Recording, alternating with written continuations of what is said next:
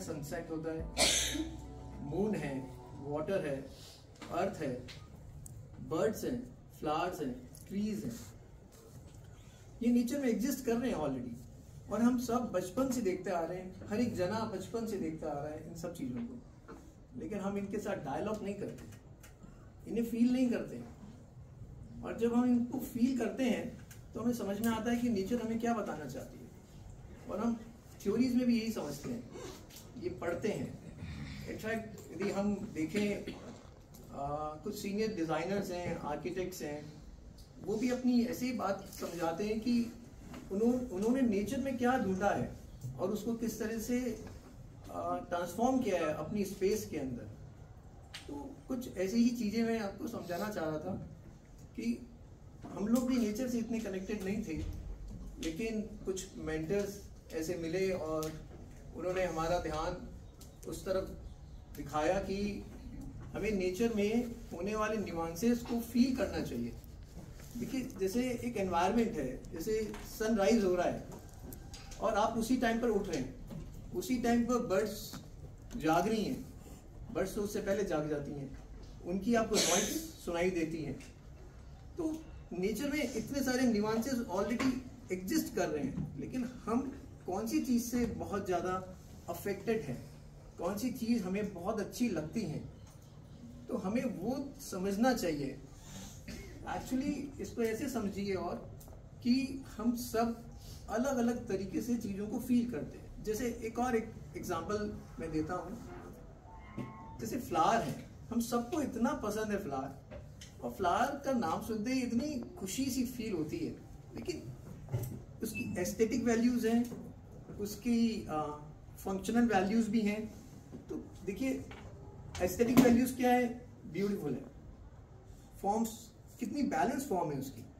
आप इन सब चीज़ों को आर्किटेक्चर से रिलेट करने का कोशिश कीजिएगा कि कितना ब्यूटीफुल फॉर्म है, कितना उसमें बैलेंस है, हार्मनी है, फ्रेग्रेंस है, और वो एनवायरनमेंट में क्या काम और कर रहा है? वो बायोडाइवर्सिटी का काम कर रहा है, इकोसिस्टम को बैलेंस करने में हेल्प करता है। तो यदि आप फ्लावर से भी इंस्पिरेशन ले सकते हैं, जरूरी नहीं है कि वो फ्लावर को हम बनाकर लोटस टेम्पल जैसी कोई चीज बनाए।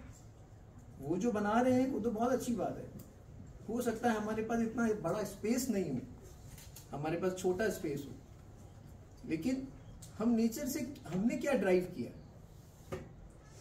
तो वो हमें समझना चाहिए कि हमने नेचर से क्या सीखा है।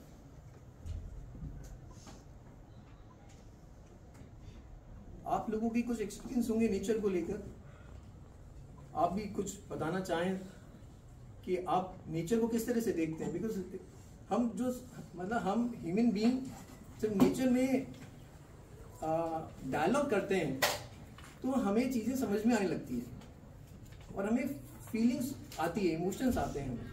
तो हमें इन चीज़ों की तरफ अपना ध्यान डालना चाहिए कि नेचर हमारे लिए किस तरह से रोल प्ले कर रही है। नेचर में देखिए बैलेंस है, हार्मोनी है, प्रपोर्शंस है, जो हम बुक्स में पढ़ते रहते हैं, लेकिन क्या होता है हमें समझ नहीं आता कि टीचर्स हमें क्या बताना चाहते हैं कि बैलेंस हार्मनी कैसे है। लेकिन आप नेचर को देखिए कि नेचर में किस तरह से बैलेंस हार्मनी बना रखी है, किस तरह से उसका इकोसिस्टम काम कर रहा है। तो हमें भी अपनी स्पेसेस में कुछ ऐसा ही करना चाहिए, लेकिन हम सबकी जो इनसाइट्स हैं वो डिफरेंट है। हो सकता है कि आपने नेचर को किसी और तरीके से समझा हो, और जब आप किसी और तरीके से समझ रहे हैं तो उसको अपनी डिज़ाइन पे जब उसको इम्प्लीमेंट कर रहे हैं तो देखिए उसका जो रिलेशनशिप है वो बहुत डिफरेंट है। तो आर्किटेक्चर क्या है? एक पूरी जर्नी है।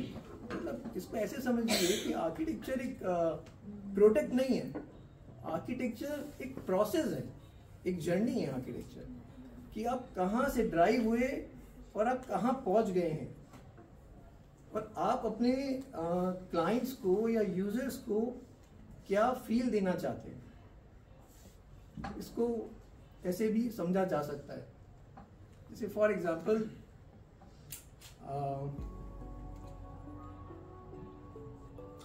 एक मैं आपको छोटा सा एक उदाहरण देता हूँ, एक स्लाइड से।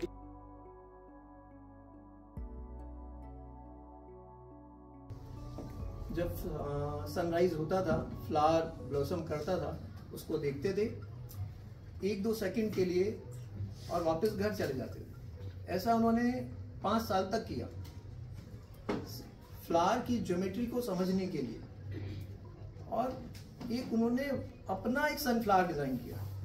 अब उसको देखिए वो सनफ्लावर कैसा है।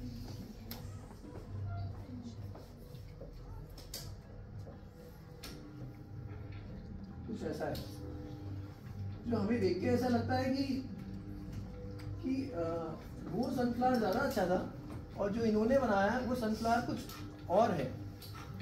मैं इसलिए आपको ये समझाना चाहता हूँ कि हो सकता है कि हम सब के लिए सनफ्लावर डिफरेंट तरीके से दिखता हो, लेकिन इम्पॉर्टेंट ये है कि हमने उसको किस तरह से परसीव किया हुआ है, हमने नेचर को किस तरह से परसीव कर रखा है, वही आप उसको पेपर पे उतार सकते हैं। उन्होंने अपने तरीके से उतारा उसको। तो हमें ये समझना चाहिए कि इनफैक्ट हम आज भी यही प्रयास कर रहे हैं कि हमें अपनी ऑब्जर्वेशंस को बढ़ाना चाहिए,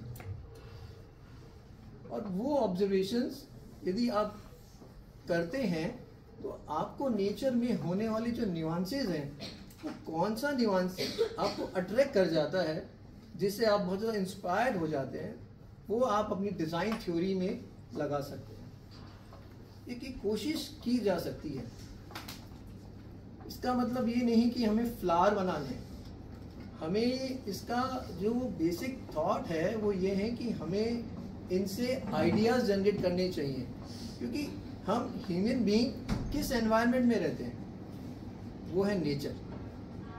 हम सबसे पहले किससे इंटरेक्ट करते हैं? सुबह उठते हैं, हम सबसे पहले किससे इंटरेक्ट करते हैं? नेचर। हम दिन में यदि हम किसी चीज़ को देख रहे हैं, किसी सिस्टम में हम बैठे हैं, वो है नेचर। इवनिंग में यदि हम बैठे हैं तो नेचर हमारे साथ हर समय हमारे साथ है। तो वो कितना बड़ा क्रिएटर है, कितना बड़ा क्राफ्ट्समैन है जो इतनी सारी चीज़ों को बनाते जा रहा है। आप उसके टेक्सचर्स देखिए नेचर के, आप ट्रीज के देखिए टेक्सचर्स, फ्लावर्स के देखिए, बर्ड्स के देखिए, बर्ड्स की आईज देखिए, फेदर देखिए, उनके प्रपोर्शंस फील कीजिए। इसका मतलब ये नहीं है कि हमें फैशन डिजाइनर बनना है। इसको आप उस तरह से देखिए कि जिस तरह, क्योंकि जो आपके सबसे नजदीक है वो क्या है? नेचर है। यदि आपने उसी पे अपनी ऑब्जर्वेशन नहीं बढ़ाई तो हम डिजाइन क्या कर रहे हैं? यदि आप अपने स्टडी रूम में बैठे हैं और आपको वहाँ पे नेचर दिख रही है, तो आप देखिए आपके इमोशंस किस तरीके के काम करते हैं। कि हमारा बचपन से लेकर आज तक और आगे भी एक संबंध है नेचर के साथ। अब यदि हम स्पेसेस बना रहे हैं और उसमें नेचर को लेकर नहीं आ रहे हैं, तो देखिए हम कितना क्या बोलेंगे उसको, कि कितना हम डिटच हो जाते हैं। तो उस थॉट्स पे सोचिए। और ये जो समय आप लोगों को मिला है ना, ये बहुत गोल्डन पीरियड है, क्योंकि जो आपने इनसाइट्स अब ले ली हैं, और जब आप बाहर काम करने जाएंगे तो आप क्या करेंगे? या तो आप पिंटरेस्ट देखेंगे, गूगल इमेजेस देखेंगे, या किसी के किए हुए काम देखेंगे, उससे इंस्पायर्ड होंगे। तो क्यों नहीं आप अपनी एक लैंग्वेज बनाइए, आर्किटेक्चर लैंग्वेज, जिसमें शब्द आपके हों, रंग आपके हों, विचार आपके हों। तो अपने विचारों को न्यूट्रिशन दीजिए। वो न्यूट्रिशन कैसे मिलेगा? फेसबुक देख के तो नहीं मिलेगा। उसका पार्ट हो सकता है फेसबुक, इंस्टाग्राम पार्ट हो सकता है, लेकिन सबसे पहले अपने आप को देखिए जिसमें आप रहते हैं, जिस एनवायरनमेंट में, जिस नेचर में आप रहते हैं, उस पर बहुत ज़्यादा सोचने की बात है। आपका ध्यान किस तरफ जाता है, आप उसको एक्सप्लोर कीजिए।